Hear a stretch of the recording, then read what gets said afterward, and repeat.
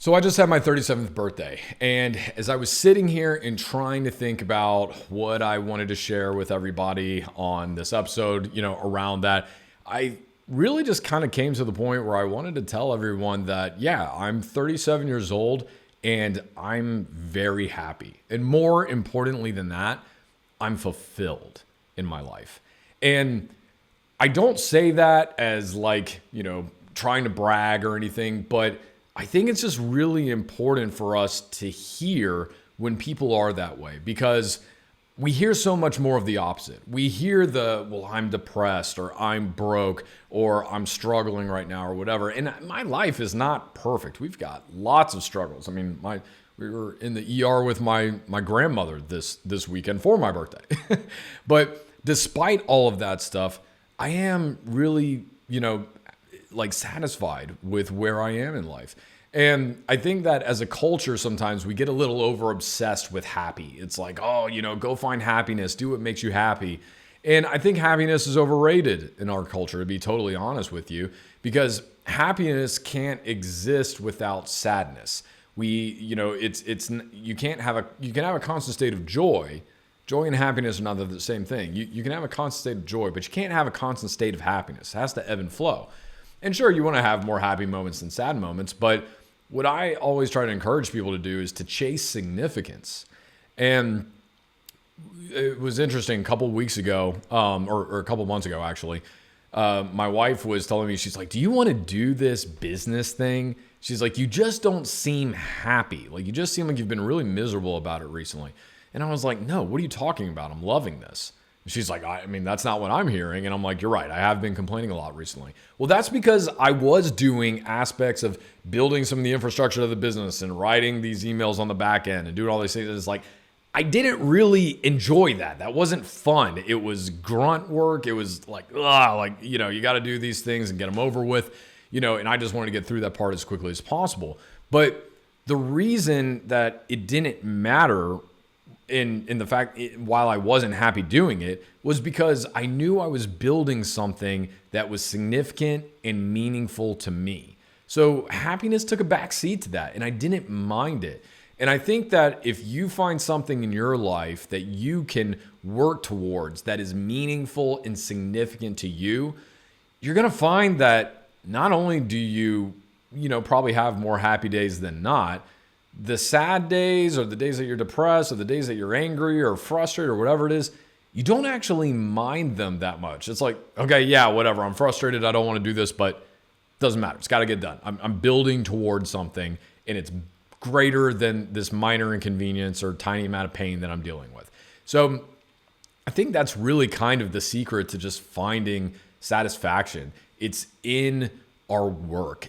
And when I say work, I don't mean your job.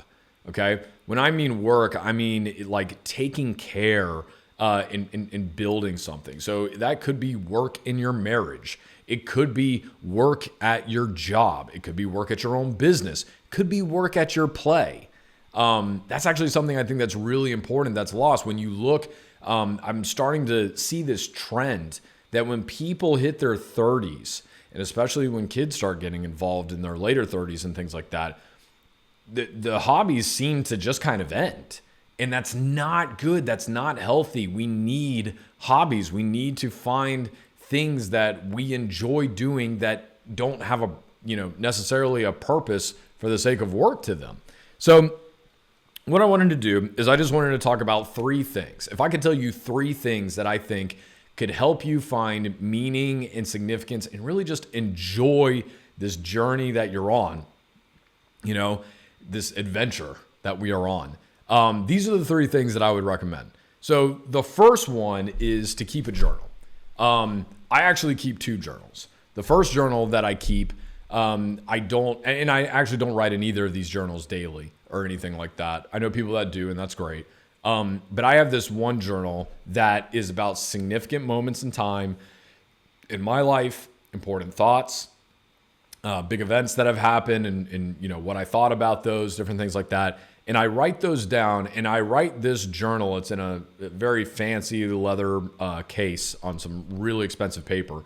And the reason for that is because this is a book that my kids will inherit when I die. So this is something that I intentionally am writing in for the sole purpose of passing on to them. And I guess that it is also for the purpose of me being able to look back and, seeing the way that I thought when I was younger, how I've matured, how I haven't matured in some things. And it's encouraging because I'll look back and there's good notes and bad notes in there. And then, I look and I go, wow, you know what? For all the times that were really rough, you made it through it. And, for all the times that were great, yeah, let's do more of that. So I highly recommend keeping a journal. And like I said, I keep one for my personal life, but I also keep a business journal because just being an entrepreneur, being a business owner, it's a journey in and of itself. And there are so many things that I am just constantly learning that I'm trying to just kind of keep track of it along the way for myself too. So, and the other thing for journaling, at least for me, like it just allows me to kind of brain dump and it brings a lot of clarity to my mind and it really helps me focus in on the things that are important. A lot of times, especially in my business journal, I will write things down that I think need to get done. And then I'll go and I'll look back at it the next day and say, actually, that's not that important or urgent. Like I thought it was in the moment, but I was just kind of emotional for whatever reason. And yeah, I can actually push it off. It's not that bad. So highly recommend that. The second thing is to read a good book. Now, I used to read 25 books a year. That was my goal. And that didn't include audiobooks or anything like that. That was just strictly reading. And I did that for a little over a decade. So I did over 250 books during that time. And what I found was, while that period was really good, I learned a lot of things, I accumulated a lot of knowledge. The amount of time that I had to dedicate to reading actually took away from a lot of the time that probably would have been better spent if I had just been executing and taking action on the things that I actually was reading. Because knowledge minus action equals theory. And I'm not sitting here trying to be an academic. I'm trying to get out here and do things. I'm trying to build shit. You know what I mean? So it's like, don't just read a whole, if you're a big voracious reader, kind of like me, don't just read for the sake of knowledge. Like go out and actually do something with it. So now what I do is I limit myself to a maximum of 8 books a year. And what I make sure that way by doing that, that's still, almost a book a month. But what I'm really focused on right now is that when I read a book, I want to start applying it like literally as I'm going through the book. So if it's a business book, I am going through that. But the one I'm actually going to recommend to you, if you're like, well, Steven, I don't know what to start reading, I'm looking for something. This book, for whatever reason, doesn't get talked about enough, in my opinion. It's called Mindset, and it's by Carol Dweck. That's W-E-C-K. And it's the new psychology of success, how we can learn to fulfill our potential in parenting, business, school, and relationships. This book is absolutely incredible. It's all about the difference between a growth mindset and a limited mindset. And it is so important for us to have a growth mindset if we are going to improve the 4 types of wealth, if we are going to design the life that we really want to be having. When you are coming through the mastermind, I actually had to add a new video for the design mastermind based off of this because I wanted to make sure that people came into it with a growth mindset because it's so crucial to your relationships. It's so crucial to your personal growth. It's crucial to your career. It's crucial to your happiness, significance, all that stuff. You need to have a growth mindset. And you may sit there and go, well, Steve and I totally have a growth mindset. And I believe that. But it is very likely that you actually have both. You can have a limited mindset in some things and a growth mindset in others. It's not just like this perfect, you're on one side of it or you're on the other. So, it's a fantastic book. I highly recommend it. And if you don't read that one, go find something that you really enjoy reading. And don't just read, nonfiction. Read fiction. I actually love to listen to my fiction books on audiobook. They do a really good job with a lot of voice actors nowadays and all of that. So that's actually where I do the majority of my fiction. But fiction is so important because it is proven that it makes you more empathetic as a person because our brains do not process what the situations that we are reading about in fiction as fiction. It's literally going through that exercise, and it's a way for us to work on empathy, imagination, thinking outside the box. So don't just read nonfiction, balance it out with fiction as well. So that would be that. And then the last thing that I would say is to improve a hobby that you have. Get good at something that is fun. And I know that feels so obvious, but more and more people I talk to don't do it. 1 in 5 adults over the age of 30 right now say they don't have a hobby that they engage in over, on a monthly basis.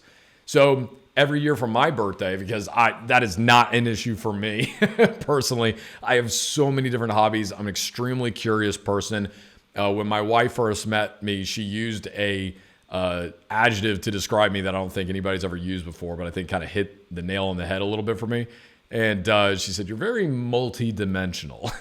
And I think the reason I am that way is just because I'm a very curious person. I mean, I will, I'm like a dog that sees a hole. I just want to go and stick my nose in it and see what's in there, So, I have a lot of different passions, a lot of different things I enjoy. So every year on my birthday, I always pick one hobby that I'm going to dedicate extra time, energy, and money towards, to make sure I'm having fun with it, but that I'm also getting better at it.